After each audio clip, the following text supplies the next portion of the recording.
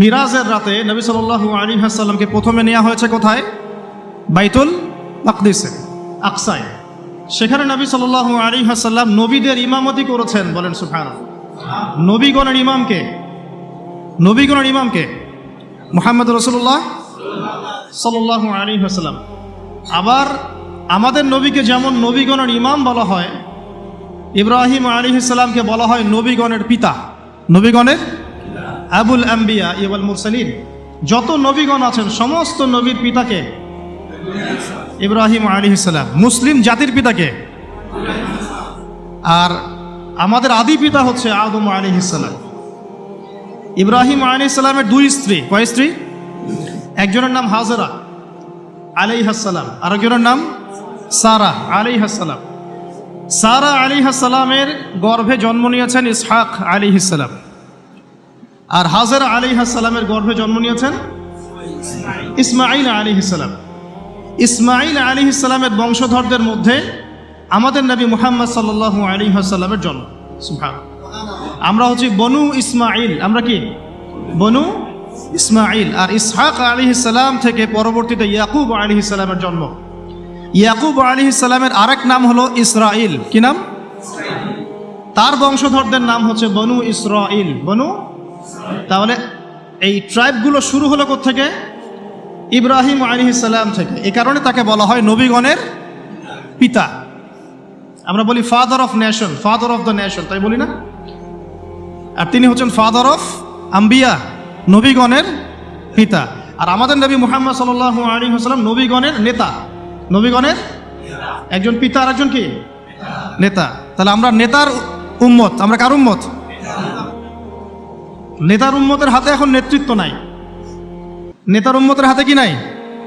সারা বিশ্বের নেতৃত্ব কি নেতার উম্মতের হাতে আছে? নেতৃত্বের কথা বললেই এক শ্রেণীর মুনাফিক আছে, খারেজি মারা শুরু করে। এই মুনাফিকদেরকে নিয়ে বড় সমস্যা। এরা তসবিহ, তাহলিল, জিকির, আজগার, নামাজ, রোজার মধ্যে ইসলামকে রাখতে চায়। ইসলামকে সমাজ, অর্থনীতি, রাষ্ট্রে নিয়ে যেতে চায় না। কেউ এদিকে নিয়ে যেতে না পারুক, যদি বলেও যে এটা ইসলামের অংশ, তাহলেই ওর অবস্থা খারাপ। নিয়ে যাওয়া তো অনেক দূরের কথা, এই রাস্তা তো অনেক কঠিন। খালি যদি বলে বা আকীদা লালন করে, তাহলেই তাকে আহলে সুন্নাহ ওয়াল জামাত থেকে বের করে রাখে দেবে। এটা ফাইজলামি মানহাজ শুরু হয়েছে একটা। কি মানহাজ? ফাইজলামি মানহাজ। সুবহানাল্লাহ। যাই, ওইদিকে যাচ্ছি না। এখন ইব্রাহিম আলাইহিস সালাম নবীগণের পিতা, আর আমাদের নবী মুহাম্মদ সাল্লাল্লাহু আলাইহি ওয়াসাল্লাম নবীগণের নেতা। মিল পাইছেন কি? আচ্ছা, সামনে যান। ইব্রাহিম আলাইহিস সালামকে সর্বপ্রথম বাধা পেতে হয়েছে তাওহীদের পথে পরিবার থেকে। কোত্থেকে? মনে আছে? বাবা বলল, বাবাকে তিনি দাওয়াত দিয়েছেন। আমি বিস্তারিত আলোচনা করেছি ঈদের আগের সেমিনারে, দেখে নিয়েন। সেখানে আমি পুরো রেফারেন্স ভিত্তিক আয়াতগুলো বলেছি, এখানে সময় পাবো না। সূরা মারিয়ামের মধ্যে আছে। সূরা কোন সূরা? সূরা মারিয়াম। বাসায় গিয়ে পড়ে দেখবেন। ইব্রাহিম আলাইহিস সালাম বলছেন যে, আব্বা আপনি কিসের ইবাদত করেন? শোনেও না, দেখেও না, উপকারও করতে পারে না, অপকারও করতে পারে না। তার বাবার নাম কি বলেন? আজার। কি নাম? ওই এলাকার রাষ্ট্রনেতার নাম ছিল নমরুদ। কি নাম ছিল? 400 বছর হায়াত পেয়েছিল। কত বছর? 400 বছর হায়াত পাওয়ার পরে বলছে যে আমি আল্লাহ। নাউজুবিল্লাহ। একটা পর্যায়ে গিয়ে মানুষ দেখছে যে এত বছর ধরে বেঁচে আছি, আমার তো কিছুই হয় না, তখন বলছে যে সেই রব। নাউজুবিল্লাহ। ঠিক ফেরাউনের মতো। কে বলেছিল? ফেরাউন। আনা রব্বুকুমুল আ'লা। কি বলেছিল? আমি তোমাদের মহান রব বলেছিল না? এই যে মিল পাচ্ছেন। ফেরাউনের ঘরে আল্লাহ পাক যেমন মূসাকে জন্ম দিয়েছেন, মানে মূসাকে প্রতিপালন করেছেন, জন্ম তো দেন নাই, প্রতিপালন করেছেন, ঠিক তেমনি আজারের ঘরে আল্লাহ রাব্বুল আলামিন তাওহীদের শেকড় ইব্রাহিম আলাইহিস সালামকে জন্ম দিয়েছেন। বুঝতে পারছেন?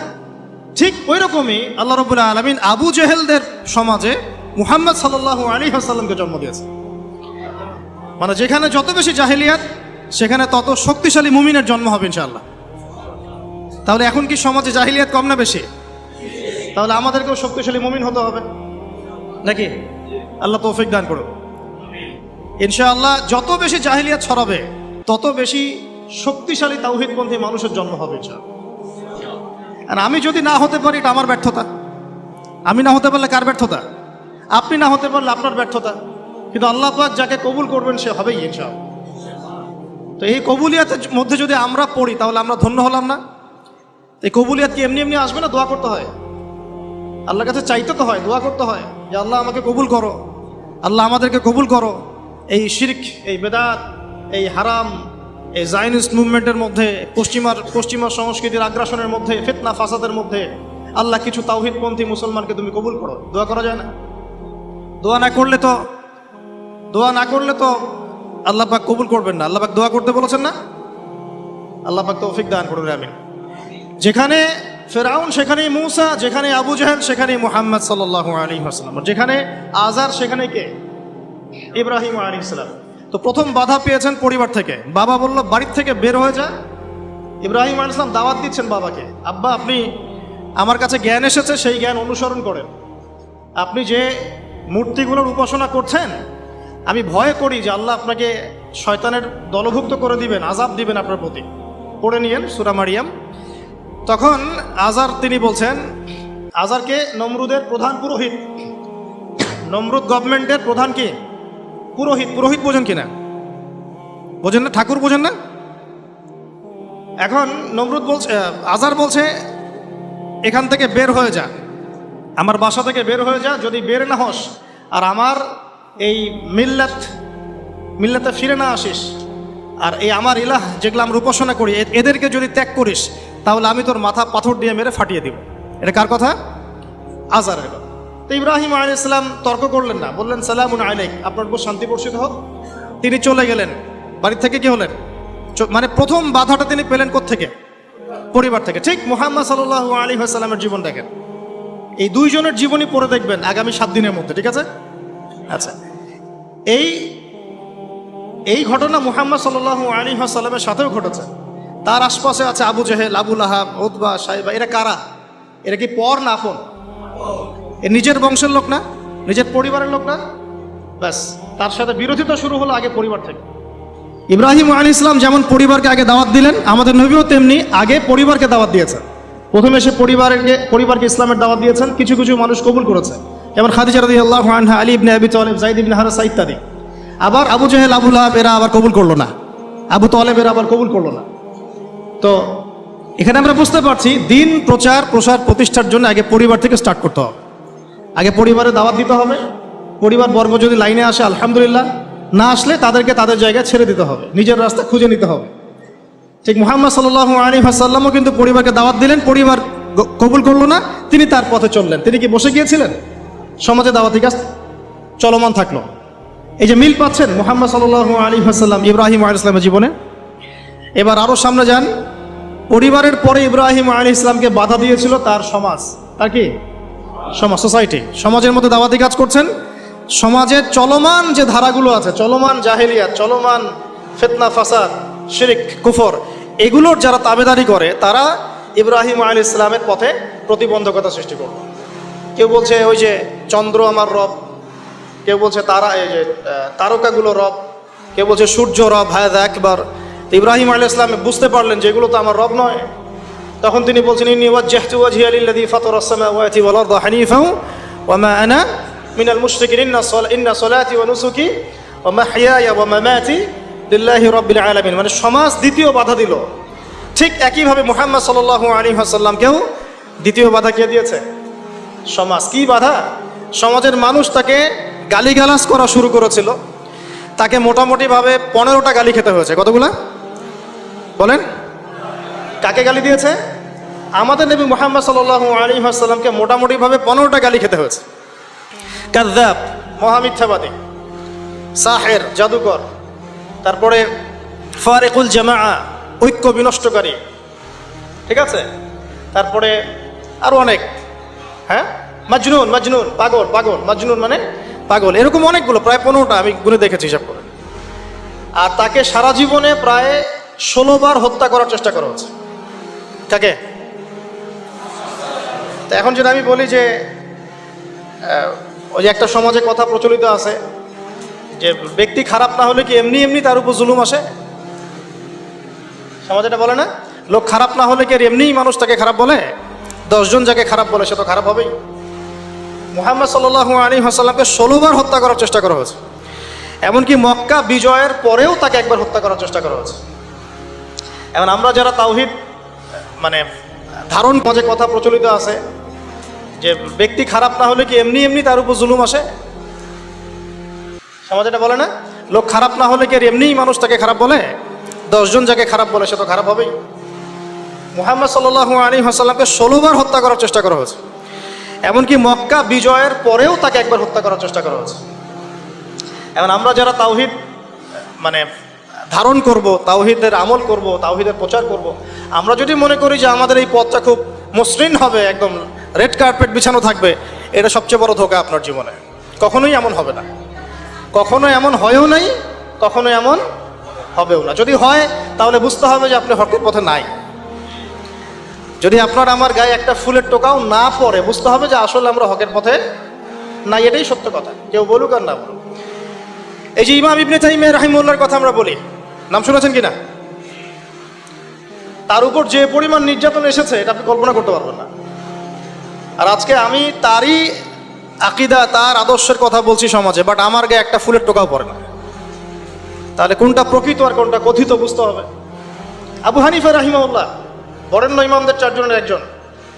তার তো টাকা পয়সার অভাব ছিল না, খ্যাতির অভাব ছিল না, নিজের টাকা পয়সা খরচ করে বোর্ড গঠন করেছেন, ফতোয়া বিভাগ, অসামান্য খেদমত ইসলামের জন্য। তারপরেও শেষ বয়সে তাকে জেলখানায় বিষ প্রয়োগে হত্যা করা হয়েছে। তাহলে বুঝতে হবে ইব্রাহিমের পথে যারা চলবে, মুহাম্মদ সাল্লাল্লাহু আলাইহি ওয়াসাল্লামের আদর্শে যারা চলবে, তাদের মতোই তাদের উপর বালা মুসিবত বিপদ আপদ আসতে পারে, আসতে পারে। না আসলে আলহামদুলিল্লাহ, না আসলে আলহামদুলিল্লাহ কেন বললাম? আল্লাহ পাক চাইলে মুসলিমদেরকে শক্তিশালীও করতে পারে। যেমন সুলাইমান আলাইহিস সালামের যুগে মুসলিমরা শক্তিশালী ছিল, দাউদ আলাইহিস সালামের যুগে মুসলিমরা কি ছিল? শক্তিশালী ছিল। ওমর ইবনুল খাত্তাবের যুগে মুসলিমরা শক্তিশালী ছিল। আল্লাহ পাক চাইলে ওই রকম করেও নিয়ামত দিতে পারেন, আবার এভাবে পরীক্ষা নিতে পারেন। দুটো রাস্তাই হতে পারে। তো বেশিরভাগ ক্ষেত্রে যা হয়েছে পরীক্ষা এসেছে। এখন সমাজ বাধা দিল ইব্রাহিম আলাইহিস সালামকে, একই বাধা মুহাম্মদ সাল্লাল্লাহু আলাইহি ওয়াসাল্লামকেও দেয়া হয়েছে। তাকে গালি খেতে হয়েছে, এই যে পিঠের উপরে উটের নাড়ি ভুঁড়ি চাপিয়ে দেওয়া হয়েছে, তার গলায় চাদর দিয়ে ফাঁস দেওয়ার চেষ্টা করা হয়েছে, উহুদের মাঠে তার দাঁত শহীদ হয়েছে। 3 বছর, তিনটা বছর, 3 ঘন্টা না, 3টা বছর নবী সাল্লাল্লাহু আলাইহি ওয়াসাল্লামকে সাহাবীদেরকে একসাথে কিছু পাহাড়ের নিচে, ওটাকে বলে শিয়ারে আবু তলেব, এখানে রেখে দেওয়া হয়েছে 3 বছর। Boycott, socially boycott. কেউ তাদের সাথে কথা বলবে না, তাদেরকে খাবার দিবে না, তাদের সাথে বিয়ে শাদী করবে না, কিছুই করবে না।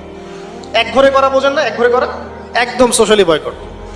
3 বছর গাছের ছাল পাতা খেয়ে তারা থেকেছে, 3 বছর। আমাদের নবীর কথা বলছে, আমাদের নবী, যার আগেও কোনো গুনাহ নাই, পরেও কোনো গুনাহ নাই, যিনি কোনোদিনও নিজের স্বার্থে কোনো কাজ করেন নাই, সব করেছেন আমাদের জন্য। কাদের জন্য? এমনকি তাকে দোয়া করার ইখতিয়ার দেওয়া হচ্ছে, আপনি একটা দোয়া করেন, যা চাবেন তাই দিব, আল্লাহ পাক বলছেন। আর তিনি বলছেন এই দোয়াটা আমি রেখে দিলাম, পরকালে আমি আমার উম্মতের জন্য সুপারিশ করবো ইনশাআল্লাহ। তিনি কি নিজের স্বার্থে কোনো কাজ করেছেন? তার উপর এত জুলুম কেন আসলো তাহলে? ওই যে যারা ইব্রাহিম আলাইহিস সালামের তাওহীদের চর্চা করবে, মুহাম্মদ সাল্লাল্লাহু আলাইহি ওয়াসাল্লামের সুন্নতের চর্চা করবে, তাদের উপরে এটা আসবে। আর এখানে সুবিধাবাদী ইসলাম পালন করলে আপনার কোনো সমস্যা নাই। সুবিধাবাদী ইসলাম কেমন? মসজিদের সভাপতি হবেন, সুদও খাবেন, সমস্যা নাই। আপনি 5 ওয়াক্ত নামাজও পড়বেন, ঘুষ খাবেন। আপনি রোজা রাখবেন, এদিকে মাশাআল্লাহ যাকাত দিবেন না। আপনি মাঝে মাঝে নফল দান সদকা করবেন, যাকাত দিবেন না। হজমরা করবেন, বছর হজমরা করবেন, করে এসে সমাজে আল্লাহ বিরোধী যত লজ আছে সব বসানো শুরু করবেন। বুঝতে পারছেন না? তো এইগুলো সুবিধাবাদী ইসলাম। আমরা তো বলি যে 90% মুসলিমের দেশ, এটা একটা মিথ্যা কথা। এই কথাটা একটা মিথ্যা কথা। মুসলমানের সংজ্ঞাই জানি না আমরা, মুসলমান কাকে বলে। আমি একটু পর দেখাচ্ছি মুসলমান কাকে বলে। দেখেন মুসলমান কাকে বলে, আপনাকে আমি একটু বোঝানোর চেষ্টা করছি। আমি বুঝাতে পারি না, আমার একটা সমস্যা ফিল করছি আমি লাস্ট 5 বছর থেকে,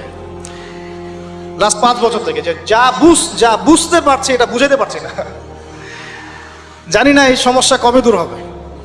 আর এই সমস্যা বাড়তেই আছে, যত বেশি আমি ওলামায়ে কেরামদের সোহবতে গিয়ে পড়ে আছি, তত বেশি আমার মধ্যে প্রবলেমটা বাড়ছে। মানে আমি বুঝতে পারছি অনেক কিছু, আপনাকে বুঝাতে পারছি না। আমি বুঝতে পারছি যে মানে আসলে কিছুই হচ্ছে না, ফ্যান্টাসি, কিন্তু এটা যে অ্যাপ্রোপ্রিয়েট ভাষা প্রয়োগ করে বোঝাবো এটা আমি পারছি না। বুঝতে পারছি সারা ওয়ার্ল্ডে মুসলিমদের এমন দুরবস্থা, কিন্তু আমি আপনাকে বোঝাতে পারছি না। আর কোনো কোনো ক্ষেত্রে 30-40% কথা বলা আমাদের জন্য জায়েজ, বাকি 60% কথাবার্তা আমরা বলতে পারবো না। কেন বলতে পারবো না এটা আমাকে জিজ্ঞাসা করতে আসেন না। আপনার মধ্যে ম্যাচুরিটি থাকলে আপনি বুঝে নেন। কথা কি বুঝতে পারছেন? এখন 90% মুসলিমের দেশ, মুসলিম কাকে বলে? আল্লাহ রাব্বুল আলামিন আমাকে বলেছেন, দেখেন আপনাকে আমাকে বলেছেন 5 ওয়াক্ত নামাজ পড়। আমি একটু ফ্র্যাঙ্কলি বললাম, 5 ওয়াক্ত নামাজ তোমরা পড়ো, আর কি 5 ওয়াক্ত নামাজ কায়েম করো। এই 5 ওয়াক্ত নামাজটুকু মুসলমানরা এখন পড়ে না। আপনি ফজরের নামাজে দেখেন তো কয়জন জামাতে আসে, কয়জন ফজরে উঠে নামাজ পড়তে পারি আমরা? আমরা তো বড় বড় কথা বলি, ইকামতে দিন, ইসলামী খেলাফা, হ্যাঁ, জিহাদ ফি সাবিলিল্লাহ, এগুলো অবশ্যই থাকবে ইসলামে, কিন্তু একটা লেভেল আছে। তো কারা এগুলো করবে? যারা পরীক্ষিত। কারা বদরে যুদ্ধ করবে? যারা পরীক্ষিত, মক্কার 13 বছর পরীক্ষা দিয়ে আসছে, তারা না বদরে যুদ্ধ করবে? আমি তো আকাশ থেকে টাপাস করে একজন পড়ে বদরে যুদ্ধ করতে পারবেন না, পারবেন? একটা ট্রেনিং পিরিয়ড ছিল 13 বছর। কত বছর? 13 বছর নবী সাল্লাল্লাহু আলাইহি ওয়াসাল্লাম তাদেরকে প্রশিক্ষিত করে করে করে করে করে এই জায়গায়। প্রশিক্ষণটা কিসের প্রশিক্ষণ? তরওয়ালের, আধ্যাত্মিক প্রশিক্ষণ, ইমানের প্রশিক্ষণ ছিল। আপনাদের কি মনে হয় আবু সুফিয়ানের বাহিনী বেশি শক্তিশালী ছিল না বদরের বাহিনী বেশি শক্তিশালী ছিল? বাহ্যিকভাবে ওদের বাহিনী বেশি শক্তিশালী ছিল। ওদের কাছে অস্ত্র বেশি ছিল, সৈন্য বেশি ছিল, ট্রেনিং বেশি ছিল, বড় বড় লড়াকু যোদ্ধা ওদের। আর এদিকে মিসকিন কিছু মানুষ, গায়ে গায়ে গোস্ত নাই। হ্যাঁ, আবু বকর সিদ্দিক রাদিয়াল্লাহু আনহু কেমন মানুষ ছিলেন মনে করেন আপনি? হ্যাঁ, 6 প্যাক মনে করেন? রুগ্ন মানুষ ছিলেন, দুর্বল মানুষ। দুর্বল মানুষ, দুর্বল মানে কোন দুর্বল বলছি? ফিজিক্যালি দুর্বলের কথা, মানে ফিজিক্যালি তিনি খুব বেশি মানে শক্তিশালী, লম্বা চওড়া এরকম ছিলেন না, ছোটখাটো শুকনা হ্যাংলা পাতলা মানুষ ছিলেন। তো এই মানুষটা বদর যুদ্ধ করেন না কিসের শক্তিতে? সামরিক প্রশিক্ষণের শক্তিতে, ইমানের শক্তি, ইমানের শক্তি। যে দেখুন 5 ওয়াক্ত নামাজটুকু পড়তে পারে না। সম্পদ হয়েছে, আল্লাহ বলেছেন যে 2.5% যাকাত দিও। বেশি চান নাই তো? 2.5% মানে কতটুকু? 100 টাকা 2.5 টাকা, খুব বেশি ক্ষতি হয়ে যাবে দিলে। মানুষ আর যাকাত দেয় না। আল্লাহ পাক বলেছেন যে তোমরা জেনার ধার কাছেও যেও না। যুবকদের মধ্যে 5% যুবক খুঁজে পাবেন না জেনা থেকে মুক্ত আছে। অনেস্টলি বলেন, জেনা মানে তো আমি শুধু সরাসরি ফিজিক্যাল রিলেশন বোঝাচ্ছি না, জেনার তো আরো ক্যাটাগরিজ আছে, আছে না?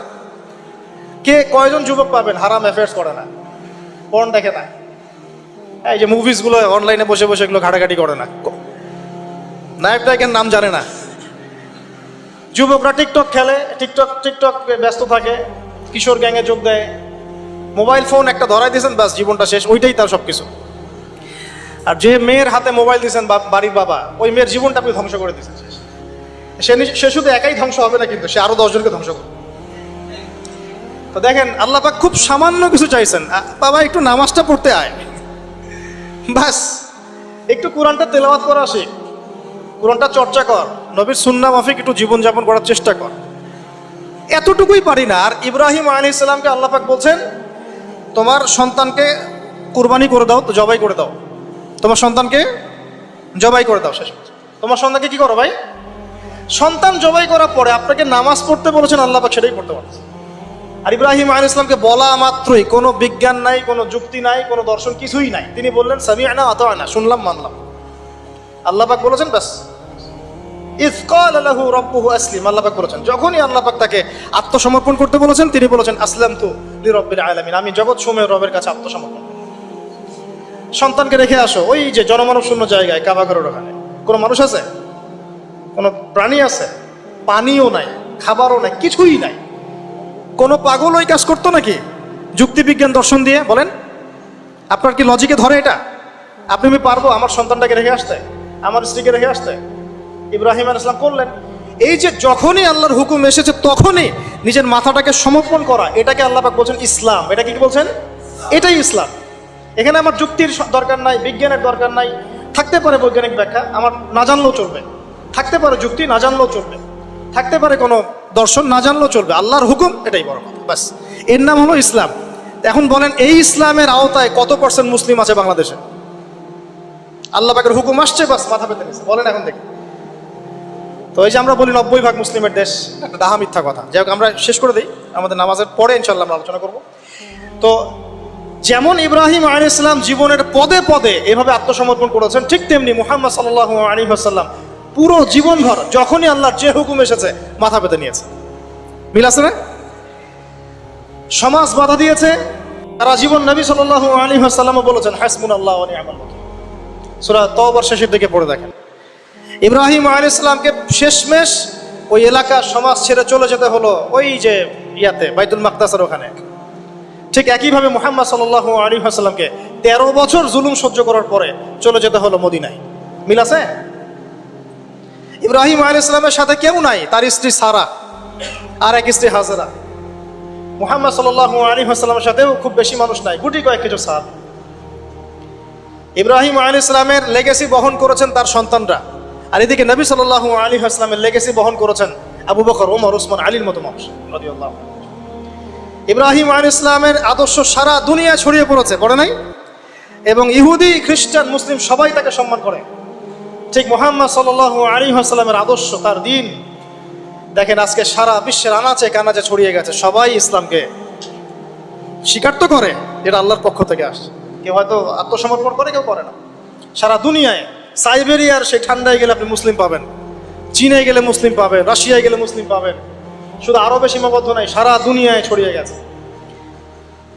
ইব্রাহিম আলাইহিস সালামকে পরীক্ষার পর পরীক্ষা দিতে হয়েছে। একই পরীক্ষা নবী সাল্লাল্লাহু আলাইহি সাল্লামকে বদরে, উহুদে, খন্দকে, খায়বারে সব জায়গায় দিতে হয়েছে।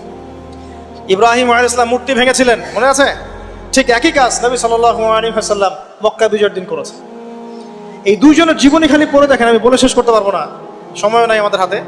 প্রত্যেক পদে পদে মিল আছে, প্রত্যেক পদে পদে। এই কারণেই হয়তোবা আমরা দরুদ ইব্রাহিম যখন পড়ি, আমরা অন্য কোনো নবীর নাম নিচ্ছি না, আমাদের নবীর সাথে ইব্রাহিম আলাইহিস সালামের নাম নিচ্ছি। সুবহানাল্লাহ।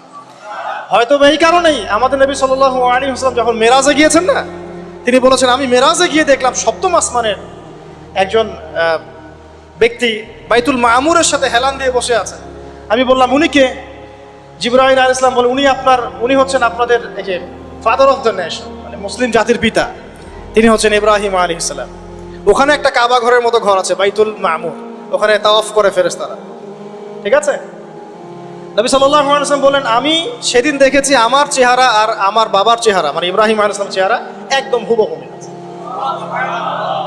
তো এই যে আমরা ঈদুল আজহা পালন করলাম প্রিয় ভাইরা, কুরবানি করলাম, এখানে তো পশুকে কুরবানি করছে।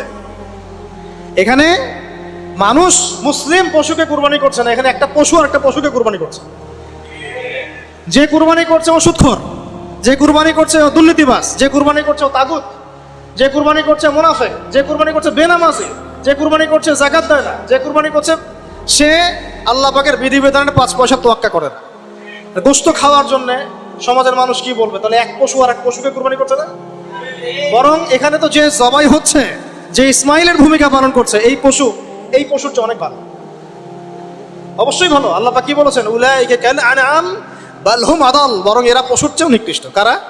যাদেরকে চোখ দিয়েছে দেখে না, কান দিয়েছে শোনে না, অন্তর দিয়েছে উপলব্ধি করে না। আল্লাহ পাক আমাদেরকে এই পাশবিক চরিত্র থেকে হেফাজত করুন বলি আমিন। পশুর চরিত্র কি? খাবে, ইস্তেঞ্জা মানে টয়লেট করবে আর সহবাস করবে, এই তো পুরো বস্তুবাদী সভ্যতার এখন এই তিনটাই উদ্দেশ্য। খাবে, কিভাবে খাবে, কিভাবে টয়লেট করবে, এই জন্য টয়লেট করতে গিয়ে টাইলস ফিটিং টয়লেটস, বাড়িগুলোর মেসি টয়লেটও বেশি, আর কিভাবে যৌন সম্পর্ক করবে। এই তিনটা জিনিস ছাড়া মানুষের এখন খুব একটা বেশি কাজ নাই। এগুলো পশুর স্বভাব। আর আল্লাহ আমাদেরকে কেন সৃষ্টি করেছেন? যাতে আমরা পুরো জীবনটা আল্লাহর ইবাদতে ঢেলে দেই, পুরো জীবনে আল্লাহর যে হুকুম সামনে আসবে আত্মসমর্পণ করি। আমরা ইসলামের সংজ্ঞা মনে হয় বুঝতে পেরেছি। যখন যে হুকুম আসবে তখন সেটা মাথা পেতে না। এই যে এখন জুমার নামাজের হুকুম, বাস কোনো প্রশ্ন নেই, নামাজ পড়তে হবে, প্রশ্ন করার দরকার নাই। একটু পরে আসরের ওয়াক্ত হবে, আজান দিবে, আমাকে এখানে আসতে হবে। কেন আসতে হবে আমার জানার দরকার নাই, আল্লাহ বলেছেন তাই, বাস এভাবে অ্যান্সার দিবেন। কেন ওই যে সেকুলার মহল থেকে, নাস্তিক মহল থেকে কেন কেন কেন এইসব প্রশ্ন, এটা কেন, ওটা কেন, কুরবানি কেন, এই কেন, তোমরা তোমাদের কেন নিয়ে থাকো, আমার উত্তর কেন? কারণ আল্লাহ এটা করতে বলেছেন তাই। তুমি আল্লাহর সাথে চ্যালেঞ্জ করো পরকালে, আমার তো তোমার হিসাব তুমি দিবে, আমার তো হিসাব দেওয়ার দরকার নেই তোমার। তো প্রিয় ভাইরা, যখন আল্লাহ পাকের যে হুকুম আসবে সেই হুকুমের সামনে মাথা নত করার নাম হচ্ছে ইসলাম। আর ইসলাম ইব্রাহিম আলাইহিস সালাম যেমন প্রতিষ্ঠা করে গিয়েছেন, আমাদের নবী সাল্লাল্লাহু আলাইহি ওয়াসাল্লামও প্রতিষ্ঠা করে গিয়েছেন। এখন আমরা তার উম্মত কি এই সিরাতুল মুস্তাকিম থেকে সরে যাব? তাহলে ভাই এখন থেকে ফ্যান্টাসি বাদ দিই, ফ্যান্টাসি বাদ দিয়ে আগে বুঝি ইসলাম কাকে বলে, ইসলামের পিলার কি কি, দিনই ইলম অর্জন করি। একদিনের খুতবায় কিচ্ছু হবে না, একদিন এক আদনান ভাই আসলে লেকচার শুনলেন, কিচ্ছু হবে না, হয়তো একটু ইন্সপিরেশন হবে, আবার শয়তান আপনাকে ঘিরে ধরবে। শয়তানের ঘিরে ধরাটা আমি নিজে থেকে ফিল করেছি তিন রকম। কয়েকবার ভাই, যখন একটা মানুষ পরিপূর্ণ শয়তানের দাসত্ব করে, গান বাজনা করে, বাদ্যযন্ত্র বাজায়, গাঁজা খায়, মদ খায়, হ্যাঁ, শয়তান ওকে কিছুই বলে না। বিশ্বাস করেন, শয়তানকে কিচ্ছু বলে না, ওকে শয়তান খুব একটা, ওকে নিয়ে শয়তানের পেরেশানি নাই খুব একটা। এবার এই ধরনের ব্যক্তিরা যখন তওবা করে ইসলামের দিকে আসতে শুরু করে, এসে নামাজি হয়, রোজা রাখে, দান সদকা করে, দিনের ইলম অর্জনের চেষ্টা করে, শয়তানের সমস্ত শক্তি দিয়ে এর উপর আক্রমণ করা শুরু করে। আবার এই ব্যক্তি যদি মেহনত করতে করতে করতে করতে আরো বড় মাকামে পৌঁছে যায়, তখন এই ব্যক্তিকে দেখে শয়তান দূরে পালিয়ে যাবে। ঠিক এই ব্যক্তির মাকাম হচ্ছে উমর রাদিয়াল্লাহু আনহুর মাকাম। তাকে দেখে শয়তান পালাতো কেন? কারণ তিনি এই মুজাহাদা করতে করতে করতে করতে ইমানের এমন বুলন্দ স্তর অর্জন করেছেন যে ওকে দেখলে শয়তান পালিয়ে যাবে। তা আমাদের টার্গেট এখন ওইখানে যাওয়া, আল্লাহ পাক তৌফিক দান করুন। তাহলে এই যে প্রাথমিক ফ্যান্টাসি বাদ দিয়ে আপাতত আমাদের কাজ হচ্ছে 5 ওয়াক্ত নামাজ পড়া। কেন পড়বো প্রশ্ন করার দরকার আছে? উত্তর হচ্ছে আল্লাহ বলেছেন তাই, ব্যাস। 2 নাম্বার কাজ হচ্ছে দ্বীনি ইলম অর্জন করা। দ্বীনি ইলম অর্জনের কোনো বিকল্প নাই। আর ইলম অর্জন এই 2 মাস 3 মাস 1 বছর এগুলো করলে হবে না ভাই। এই মাঝখান থেকে একটা বই টান দিচ্ছেন, ওই একটা বই টান দিচ্ছেন, অমুক রাইটার একটা বই পড়লাম, অমুক তমুক একটা পড়লাম, এভাবে হবে না। 98% যুবক এভাবে পড়াশোনা করে, আমাদের জেনারেল শিক্ষিত 98% যুবক এভাবে পড়াশোনা করে, জেনারেল শিক্ষিত। এই পড়াশোনা দিয়ে আপনি হয়তো কিছুটা জ্ঞান পাবেন, ভাষা জ্ঞান পাবেন, কিন্তু গভীরতা ঢুকতে পারবেন। গভীরতা ঢুকতে গেলে অবশ্যই ক্লাসিক্যাল একটা সিলেবাস ফলো করতে হবে। এই সিলেবাসের শুরুটাই হবে কোরআন থেকে। কি থেকে? এবং কোরআনে শুধু তেলাওয়াত না, এর ভিতরে ঢুকতে হবে অনুবাদ, এর তাফসীর পড়ার যোগ্যতা অর্জন করতে গেলে আরবি ব্যাকরণ লাগবে, আরবি ভাষা লাগবে, এখানে উসুল লাগবে, এবং এগুলো একা একা আপনি শিখতে পারবেন না। বরেণ্য ওলামায়ে কেরামের কাছে সংযোগ রেখে মাদ্রাসায় যেতে হলে যান, ব্যাচ করে পড়তে হলে পড়েন, একা পড়তে পারলে পড়েন, যেভাবে পারেন সেভাবেই আপনাকে শিখতে হবে। অনলাইনে অনেক কোর্স হয়, আমরা হয়তো টুকটাক পড়ে, কিন্তু অনলাইনে কোর্স 100% আপনাকে নলেজ দিতে পারবে না, আপনাকে অফলাইনে শিখতে হবে। এই জন্য প্রত্যেক জায়গায় জায়গায় মক্তব তৈরি করেন, আল্লাহ পাক তৌফিক দান। প্রত্যেক এলাকায় মানে প্রতিষ্ঠিত মাদ্রাসা প্রতিষ্ঠা করেন, এবং ইসলামের ক্লাসিক্যাল যে ধারা আছে এই ধারার মধ্যে থাকেন, বাইরে যাওয়ার দরকার নেই। মানুষ এত বেশি বিভ্রান্তি ছড়িয়ে দিয়েছে সমাজে, প্রতিটা মাসআলা নিয়ে মানুষের মধ্যে এখন ইখতিলাফ দেখা যায়, অথচ এটা কাম্য ছিল না। আমরা যে চিরায়ত ইসলামগুলো ফলো করে আসছি এর মধ্যে কোনো সমস্যা নাই। যে সমস্যাগুলো দেখা যায় সেগুলো জাহেলদের কাজ। কেউ যদি কোনো জাহেলিয়াতের মধ্যে লিপ্ত হয়, এর মানে ওই এই কমিউনিটির সবাই জাহেল, ব্যাপারটা এরকম। আপনি কিছুই বোঝেন না, অন্তত যদি একটা মাযহাব ফলো করেন, হোক সেটা হানাফিজম, শাফিইজম, হাম্বলিজম, মালিকিজম, তারপরে আপনি হকে থাকবেন, ইনশাআল্লাহ কোনো সমস্যা নাই। যারা এর বাইরে অনেক উল্টাপাল্টা বুঝে আপনার মাথাটা নষ্ট করে ফেলাচ্ছে, এটা পুরো একটা ফিতনা। পরে শেষে কি হবে আমি আপনাকে বলে দিই। শেষে আপনি ক্লাসিক্যাল ট্র্যাক থেকে বের হয়ে যে ব্যক্তি আপনাকে এই পথ দেখিয়েছে ওর তাকলিদ করা শুরু করবেন। যদি আমল করতে গিয়ে দেখেন কোনো আমল কোরআন সুন্নাহর থেকে একটু বাইরে চলে যাচ্ছে, মনে হচ্ছে যে ভালো দলিল মনে হচ্ছে আছে, তাহলে ওটাই ফলো করেন, সমস্যা কি? ওপেন মাইন্ডেড হন, কিন্তু ক্লাসিক্যাল ধারা থেকে বের হয়ে যায় না। ঘর থেকে বের হয়ে গেলে আপনাকে শকুনে খেয়ে ফেলবে। তো প্রায় শেষ করে দেই, 2 মিনিট। ইলম অর্জন করতে হবে ওলামায়ে কেরামের কাছে গিয়ে, একা একা হবে না, একা মোটেই হবে না। আর কিছু সাবজেক্ট বললাম, এগুলোর সাথে আপনার হাদিস থাকতে হবে, আপনার আকীদা থাকবে, আকীদা তাহাবিয়া থাকবে, আপনার সিরাত থাকবে, ইতিহাস থাকবে, অর্থনীতি থাকবে। এভাবে আস্তে আস্তে আপনি ওলামায়ে কেরামের কাছে যখন বসবেন, তারা আপনাকে সিলেবাস করে দিবে যে এগুলো পড়লে আস্তে আস্তে তোমরা ভালো জায়গায় যেতে পারো। আপনাকে আলেম হতে হবে। কি হতে হবে? আমরা তো আলেমদের অনেক ভুল ধরাতে ব্যস্ত না। ফেসবুক আছে আমাদের হাতে, ফেসবুক মানেই তো মানে শুয়ে জিহাদ করা যায়। ফেসবুকে কম্বলের নিচে শুয়ে জিহাদ করা যায়। আহলে ফেসবুক আল জামাত একটা আবার বাংলাদেশে চলছে, আহলে ফেসবুক আল জামাত, সারাদিন ফেসবুকেই সব অ্যাক্টিভিটিস ফেসবুকে। তো আপনি আলেমের সমালোচনা করছেন, আপনি নিজে আলেম হন না কেন? করেন দেখি। আপনি পড়াশোনা করেন 10 বছর, কষ্ট সহ্য করেন, বাড়ির থেকে বের হয়ে সেখানে থাকেন, বাড়ির থেকে বের হয়ে মাদ্রাসায় যান দেখি, থাকেন 10 বছর থাকেন, পড়াশোনা করেন, তাতে খাওয়ার কষ্ট ফেস করেন, থাকার কষ্ট ফেস করেন। আমরা ছোটবেলায় একটা কথা বলতাম, মুখ মার্ডার। কি বলতাম? আমরা ছোটবেলায় যখন বন্ধুরা মিলে গল্প করতাম, বলতাম যে ও হচ্ছে মুখ মার্ডার। মুখ মার্ডার মানে হচ্ছে মুখ দিয়ে পাহাড় ঠেলে, মুখ না থাকলে চিকা টান দিয়ে নিয়ে চলে যেত একদম। বুঝছেন? এত বড় বড় কথা কেন? কাজ করে দেখেন না দেখি। আলেম, আপনি আলেম হন, আপনি দায়ী হন, আপনি মোবাল্লেগ হন, আপনি একজন মুহসিন হন, আপনি দিনের জন্য রাহাবার হন না কেন?